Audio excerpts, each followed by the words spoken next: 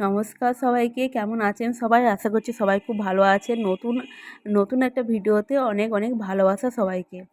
তো আজকে আমার মেয়ের জন্মদিন ছিল। আজ নয়, ধরো আজকে থেকে 2 দিন আগে। তো সেই এডিট করার জন্য ভিডিওটা ছাড়া হয়নি। প্রথমে ওর বাবা ওকে একটু আশীর্বাদ করে নিল, একটু পায়েস দিয়ে দিল মুখে।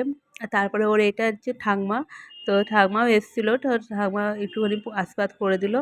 আর তেমন কিছু নয়, ছোটোখাটো ওর বন্ধু আর ওর ওর দাদার বন্ধুগুলোকে একটু নেমন্তন্ন করা হয়েছিল, ঘরোয়াভাবে একটু অনুষ্ঠান করা হয়েছিল ছোটো করে। আর এখানে 5 রকম ভাজা, মাছ ভাজা দিয়েছি যেহেতু ও খেতে ভালোবাসে। আর এখানে একটুখানি আলুর দম করা আছে, পায়েস, চাটনি আর 5 রকম মিষ্টি। এটা ওর দিদা, সবাই কম বেশি সবাই জানো, তো দিদা একটু আশীর্বাদ করে নিচ্ছে। আর তোমরা তো অবশ্যই আশীর্বাদ করো ওকে, যেন ও বড় হয়, মানুষের মতন মানুষ হয়।